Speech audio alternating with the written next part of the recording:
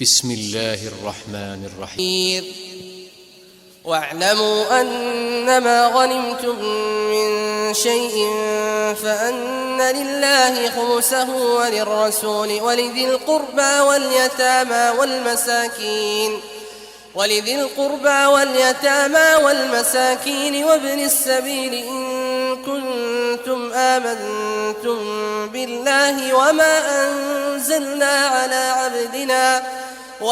أنزلنا على عبدنا يوم الفرقان يوم التقى الجمعان والله على كل شيء قدير. إذ أنتم بالعدوة الدنيا وهم بالعدوة القصوى والركب أسفل منكم ولو تواعدتم لاختلفتم في الميعاد ولكن ليقضي الله أمرا كان مفعولا ليهلك من هلك عن بينة ويحيى من حي عن بينة وإن الله لسميع عليم. إذ يريكهم الله في منامك قليلا ولو أراكهم كثيرا لفشلتم ولتنازعتم في الأمر ولكن الله سلم إنه عليم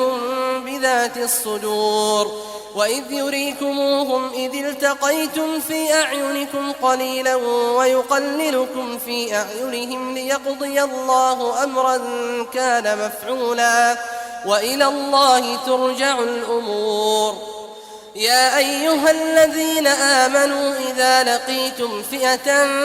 فاثبتوا واذكروا الله كثيرا لعلكم تفلحون. وأطيعوا الله ورسوله ولا تنازعوا فتفشلوا وتذهب ريحكم واصبروا إن الله مع الصابرين. ولا تكونوا كالذين خرجوا من ديارهم بطرا ورئاء الناس ويصدون عن سبيل الله والله بما يعملون محيط. وإذ زين لهم الشيطان أعمالهم وقال لا غالب لكم اليوم من الناس وإني جار لكم فلما تراءت الفئتان نكص على عقبيه وقال إني بريء منكم إني أرى ما لا ترون إني أخاف الله والله شديد العقاب. إذ يقول المنافقون والذين في قلوبهم مرض غر هؤلاء دينهم ومن يتوكل على الله فإن الله عزيز حكيم. ولو ترى إذ يتوفى الذين كفروا الملائكة يضربون وجوههم وأدبارهم وذوقوا عذاب الحريق ذلك بما قدمت أيديكم وأن الله ليس بظلام للعبيد. كدأب آل فرعون والذين من قبلهم كفروا بآيات الله فأخذهم الله بذنوبهم إن الله قوي شديد العقاب. ذلك بأن الله لم يك مغيرا نعمة أنعمها على قوم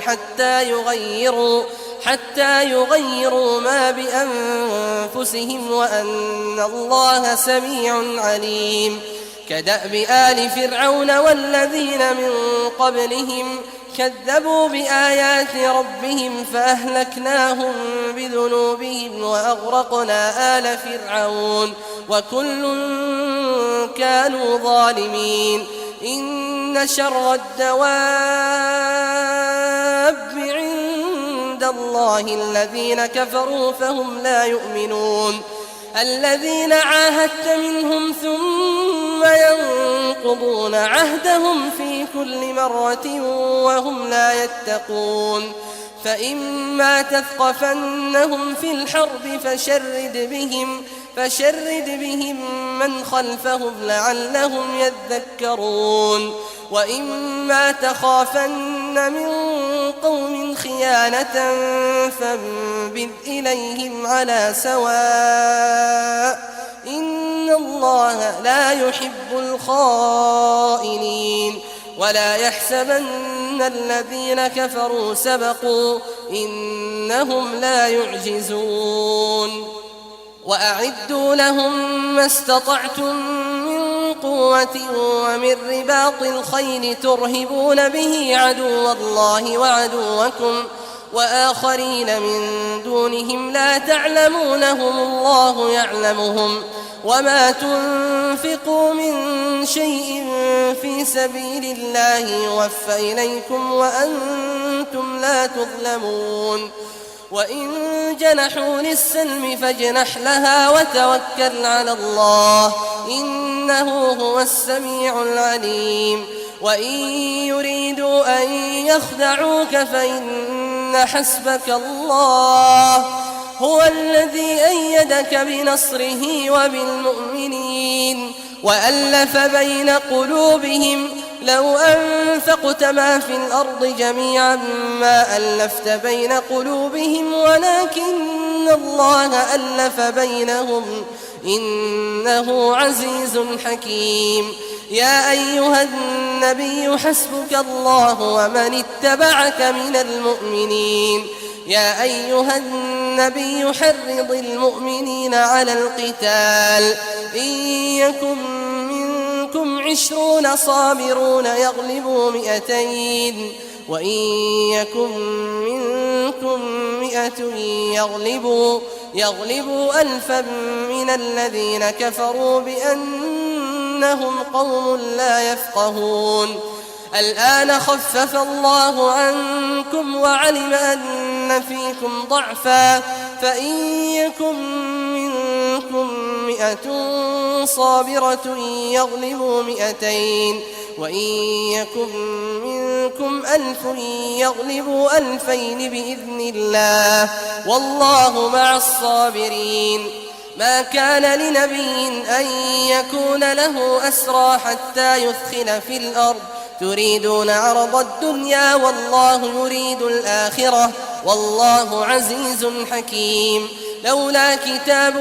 من الله سبق لمسكم فيما أخذتم عذاب عظيم فكلوا مما غنمتم حلالا طيبا واتقوا الله إن الله غفور رحيم يا أيها النبي قل لمن في أيديكم من الأسرى إن يعلم الله في قلوبكم خيرا يؤتكم خيرا مما أخذ منكم ويغفر لكم والله غفور رحيم وإن يريدوا خيانتك فقد خانوا الله من قبل فأمكن منهم والله عليم حكيم إن الذين آمنوا وهاجروا وجاهدوا بأموالهم وأنفسهم في سبيل الله والذين آووا ونصروا أولئك بعضهم أولياء بعض والذين آمنوا ولم يهاجروا ما لكم من ولايتهم من شيء حتى يهاجروا وإن استنصروكم في الدين فعليكم النصر إلا على قوم بينكم وبينهم ميثاق والله بما تعملون بصير والذين كفروا بعضهم أولياء بعض إلا تفعلوه تكن فتنة في الأرض وفساد كبير والذين آمنوا وهاجروا وجاهدوا في سبيل الله والذين آووا ونصروا أولئك هم المؤمنون حقا لهم مغفرة ورزق كريم والذين آمنوا من بعد وهاجروا وجاهدوا معكم وأولو الأرحام بعضهم أولى ببعض في كتاب الله إن الله بكل شيء عليم. أعوذ بالله من الشيطان الرجيم. براءة من الله ورسوله إلى الذين عاهدتم من المشركين فسيحوا في الأرض 4 أشهر واعلموا أنكم غير معجز الله وأن الله مخزي الكافرين. وأذان من الله ورسوله إلى الناس يوم الحج الأكبر أن الله بريء من المشركين ورسوله فإن تبتم فهو خير لكم وإن توليتم فاعلموا أنكم غير معجز الله وبشر الذين كفروا بعذاب أليم. إلا الذين عاهدتم من المشركين ثم لم ينقصوكم شيئا ولم يظاهروا عليكم أحدا فأتموا إليهم عهدهم إلى مدتهم إن الله يحب المتقين. فإذا انسلخ الأشهر الحرم فاقتلوا المشركين حيث وجدتموهم وخذوهم واحصروهم واقعدوا لهم كل مرصد. فإن تابوا وأقاموا الصلاة وآتوا الزكاة فخلوا سبيلهم إن الله غفور رحيم. وإن أحد من المشركين استجارك فأجره حتى يسمع كلام الله ثم أبلغه مأمنه ذلك بأنهم قوم لا يعلمون. كيف يكون للمشركين عهد عند الله وعند رسوله إلا الذين عاهدتم عند المسجد الحرام فما استقاموا لكم فاستقيموا لهم إن الله يحب المتقين. كيف وإن يظهروا عليكم لا يرقبوا فيكم إلا ولا ذمة يرضونكم بأفواههم وتأبى قلوبهم وأكثرهم فاسقون. اشتروا بآيات الله ثمنا قليلا فصدوا عن سبيله إنهم ساء ما كانوا يعملون. لا يرقبون في مؤمن إلا ولا ذمة وأولئك هم المعتدون. فإن تابوا وأقاموا الصلاة وآتوا الزكاة فإخوانكم في الدين ونفصل الآيات لقوم يعلمون. وإن نكثوا أيمانهم من بعد عهدهم وطعنوا في دينكم فقاتلوا أئمة الكفر إنهم لا أيمان لهم لعلهم ينتهون. ألا تقاتلون قوما نكثوا أيمانهم وهموا بإخراج الرسول وهم بدأوكم أول مرة أتخشونهم فالله أحق أن تخشوه إن كنتم مؤمنين. قاتلوهم يعذبهم الله بأيديكم ويخزهم وينصركم عليهم ويشفي صدور قوم مؤمنين ويذهب غيظ قلوبهم ويتوب الله على من يشاء والله عليم حكيم. أم حسبتم أن تتركوا ولما يعلم الله الذين جاهدوا منكم ولم يتخذوا من دون الله ولا رسوله ولا المؤمنين وليجة والله خبير بما تعملون. ما كان للمشركين أن يعمروا مساجد الله شاهدين على أنفسهم بالكفر أولئك حبطت أعمالهم وفي النار هم خالدون إنما يعمر مساجد الله من آمن بالله واليوم الآخر وأقام الصلاة وآتى الزكاة ولم يخش إلا الله فعسى أولئك أن يكونوا من المهتدين أجعلتم سقاية الحاج وعمارة المسجد الحرام كمن آمن بالله واليوم الآخر وجاهد في سبيل الله لا يستوون عند الله والله لا يهدي القوم الظالمين الذين آمنوا وهاجروا وجاهدوا في سبيل الله بأموالهم وأنفسهم أعظم درجة عند الله وأولئك هم الفائزون يبشرهم ربهم برحمة منه ورضوان وجنات لهم فيها نعيم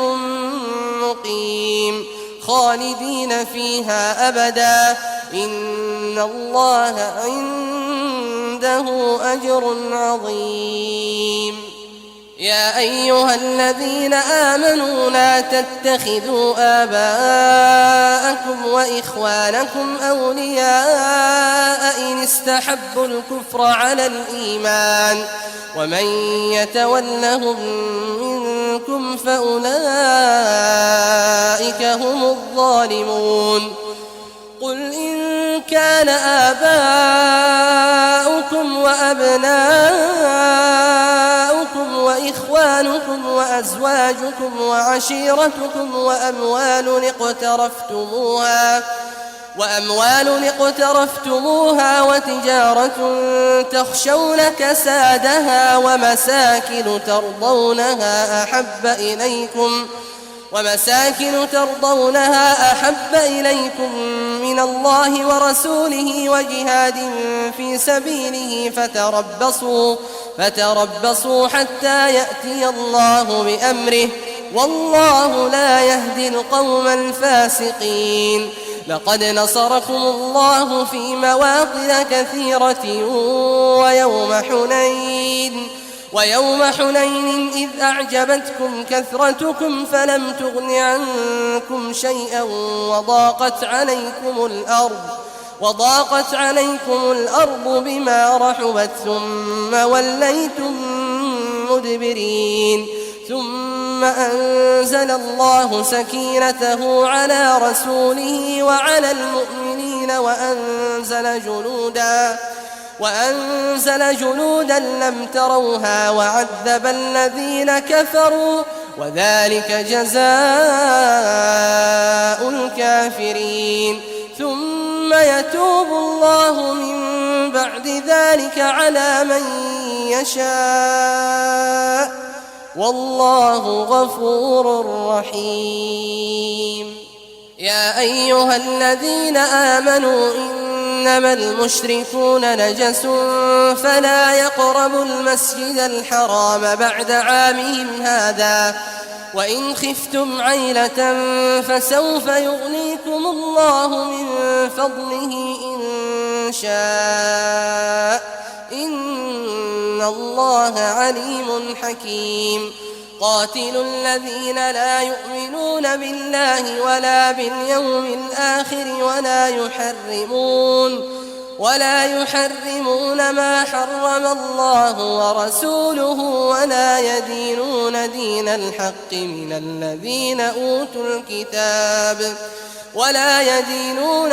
الحق من الذين أوتوا الكتاب حتى يعطوا الجزية عن يد وهم صاغرون وقالت اليهود عزير ابن الله وقالت النصارى المسيح ابن الله ذلك قولهم بأفواههم يضاهئون قول الذين كفروا من قبل قاتلهم الله أنى يؤفكون وقالت اليهود عزير ابن الله وقالت النصارى المسيح ابن الله ذلك قولهم بأفواههم يضاهئون قول الذين كفروا من قبل قاتلهم الله أنى يؤفكون اتخذوا أحبارهم ورهبانهم أربابا من دون الله والمسيح ابن مريم وما أمروا إلا ليعبدوا إلها واحدا لا إله إلا هو سبحانه عما يشركون يريدون أن يطفئوا نور الله بأفواههم ويأبى الله إلا أن يتم نوره ولو كره الكافرون هو الذي أرسل رسوله بالهدى ودين الحق ليظهره على الدين كله ولو كره المشركون يا أيها الذين آمنوا إن كثيرا من الأحبار والرهبان ليأكلون أموال الناس بالباطل ويصدون عن سبيل الله والذين يكنزون الذهب والفضة ولا ينفقونها في سبيل الله فبشرهم بعذاب أليم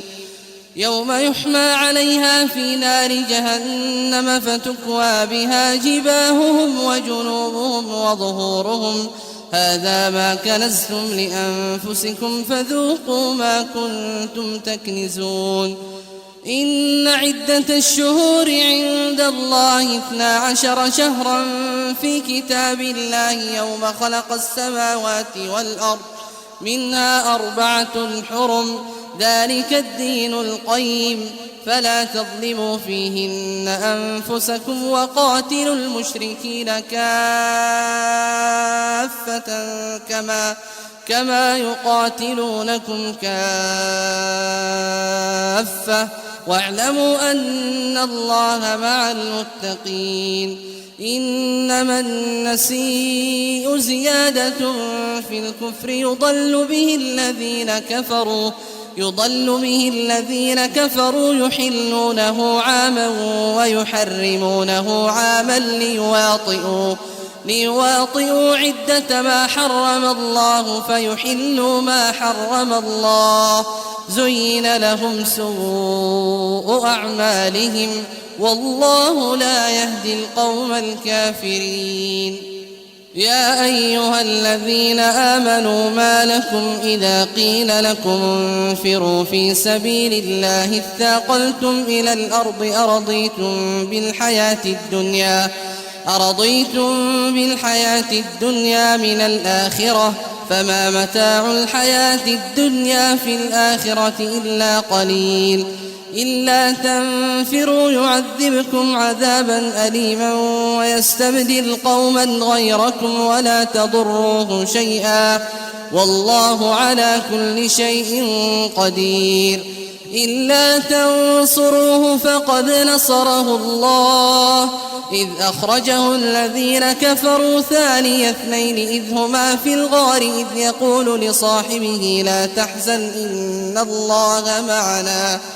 فأنزل الله سكينته عليه وأيده بجنود لم تروها وجعل كلمة الذين كفروا السفلى وكلمة الله هي العليا والله عزيز حكيم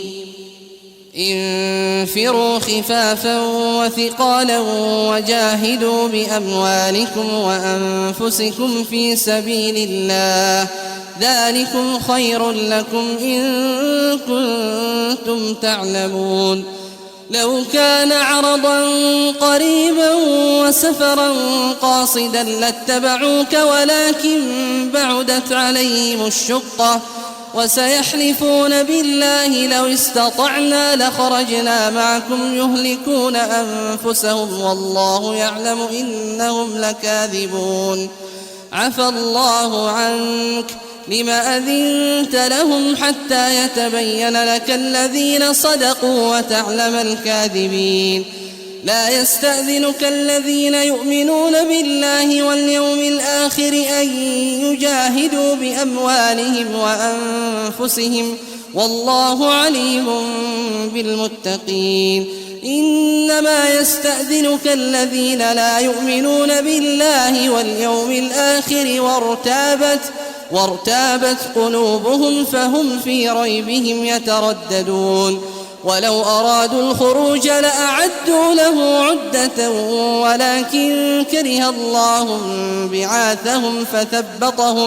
فثبطهم وقيل اقعدوا مع القاعدين لو خرجوا فيكم ما زادوكم إلا خبالا ولأوضعوا خلالكم يبغونكم الفتنة وفيكم سماعون لهم والله عليم بالظالمين لقد ابتغوا الفتنة من قبل وقلبوا لك الأمور حتى جاء الحق وظهر أمر الله وهم كارهون ومنهم من يقول ائذن لي ولا تفتني ألا في الفتنة سقطوا وإن جهنم لمحيطة بالكافرين إن تصبك حسنة تسؤهم وإن تصبك مصيبة يقولوا قد أخذنا أمرنا من قبل ويتولوا وهم فرحون قل لن يصيبنا إلا ما كتب الله لنا هو مولانا وعلى الله فليتوكل المؤمنون قل هل تربصون بنا إلا إحدى الحسنيين ونحن نتربص بكم أن يصيبكم الله بعذاب من عنده أو بأيدينا فتربصوا إنا معكم متربصون قل أنفقوا طوعا أو كرها لن يتقبل منكم إنكم كنتم قوما فاسقين وما منعهم أن تقبل منهم نفقاتهم إلا أنهم كفروا بالله وبرسوله ولا يأتون الصلاة إلا وهم كسالى ولا ينفقون إلا وهم كارهون فلا تعجبك أموالهم ولا أولادهم إنما يريد الله ليعذبهم بها في الحياة الدنيا وتزهق أنفسهم وهم كافرون ويحلفون بالله إنهم لمنكم وما هم منكم ولكنهم قوم يفرقون لو يجدون ملجأ أو مغارات أو مدخلا لولوا إليه وهم يجمحون ومنهم من يلمزك في الصدقات فإن أعطوا منها رضوا وإن لم يعطوا منها إذا هم يسخطون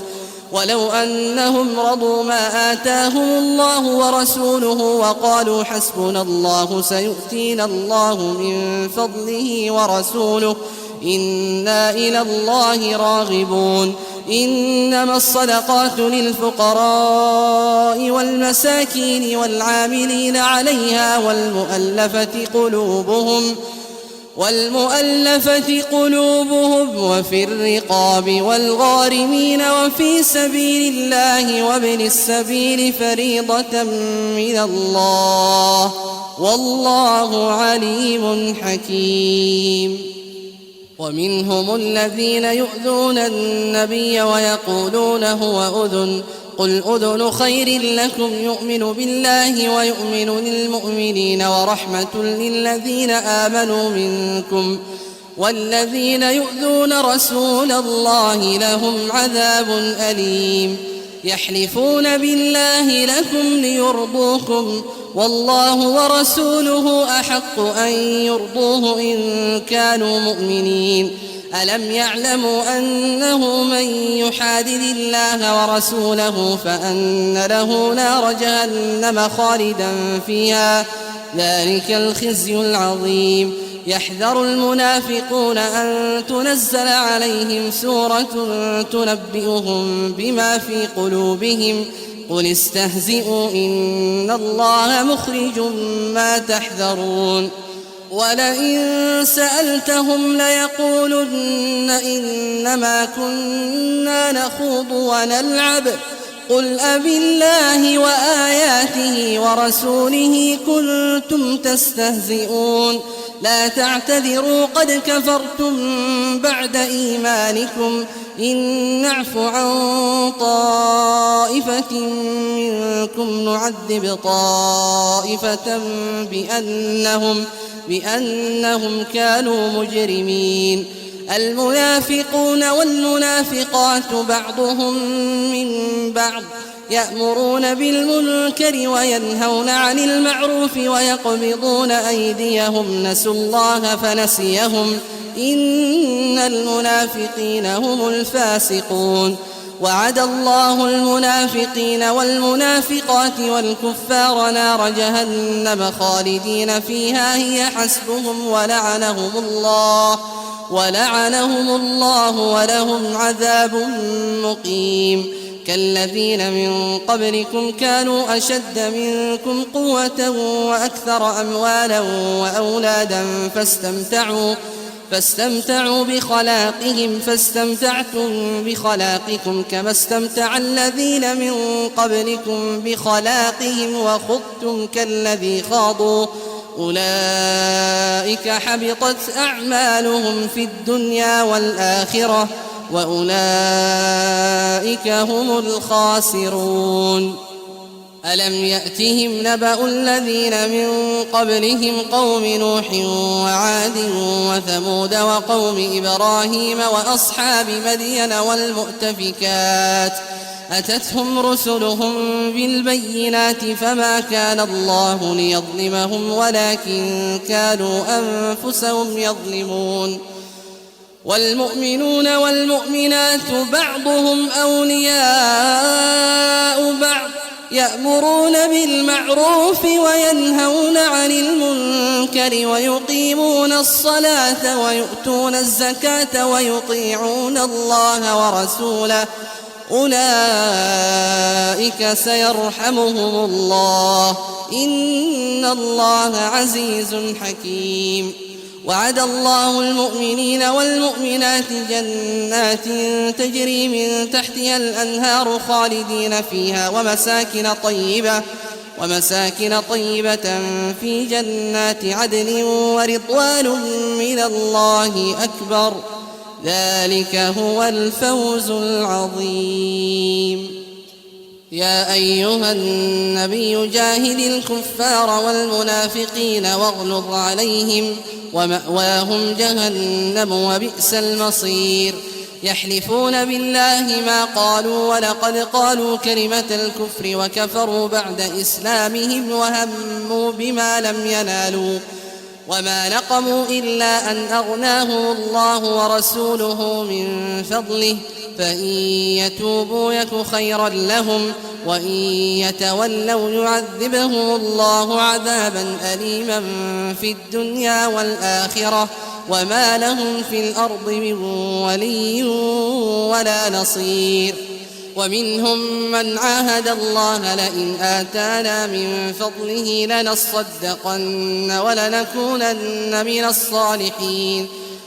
فلما آتاهم من فضله بخلوا به وتولوا وهم معرضون فأعقبهم نفاقا في قلوبهم إلى يوم يلقونه بما أخلفوا الله ما وعدوه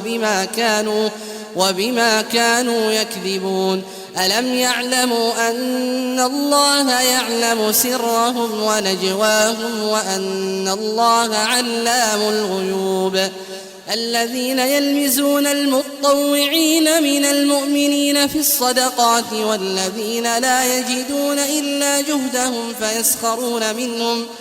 فيسخرون منهم سخر الله منهم ولهم عذاب أليم استغفر لهم أو لا تستغفر لهم إن تستغفر لهم 70 مرة فلن يغفر الله لهم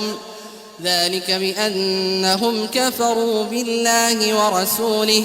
والله لا يهدي القوم الفاسقين. فرح المخلفون بمقعدهم خلاف رسول الله وكرهوا أن يجاهدوا بأموالهم وأنفسهم في سبيل الله وقالوا لا تنفروا في الحر قل نار جهنم أشد حرا لو كانوا يفقهون فليضحكوا قليلا وليبكوا كثيرا جزاء بما كانوا يكسبون. فإن رجعك الله إلى طائفة منهم فاستأذنوك للخروج فقل لن تخرجوا معي أبدا ولن تقاتلوا معي عدوا إنكم رضيتم بالقعود أول مرة فاقعدوا مع الخالفين ولا تصل على أحد منهم مات أبدا ولا تقم على قبره إنهم كفروا بالله ورسوله وماتوا وهم فاسقون. ولا تعجبك أموالهم وأولادهم إنما يريد الله أن يعذبهم بها في الدنيا وتزهق أنفسهم وهم كافرون. وإذا أنزلت سورة أن آمنوا بالله وجاهدوا مع رسوله استأذنك أولو الطول منهم وقالوا ذرنا نكن مع القاعدين رضوا بأن يكونوا مع الخوالف وطبع على قلوبهم فهم لا يفقهون. لكن الرسول والذين آمنوا معه جاهدوا بأموالهم وأنفسهم وأولئك لهم الخيرات وأولئك هم المفلحون. أعد الله لهم جنات تجري من تحتها الأنهار خالدين فيها ذلك الفوز العظيم. وجاء المعذرون من الأعراب ليؤذن لهم وقعد الذين كذبوا الله ورسوله سيصيب الذين كفروا منهم عذاب أليم. ليس على الضعفاء ولا على المرضى ولا على الذين لا يجدون ما ينفقون حرج إذا نصحوا لله ورسوله ما على المحسنين من سبيل والله غفور رحيم. ولا على الذين إذا ما أتوك لتحملهم قلت لا أجد ما أحملكم عليه تولوا وأعينهم تفيض من الدمع حزنا ألا يجدوا ما ينفقون. إنما السبيل على الذين يستأذنونك وهم أغنياء رضوا بأن يكونوا مع الخوالف وطبع الله على قلوبهم فهم لا يعلمون.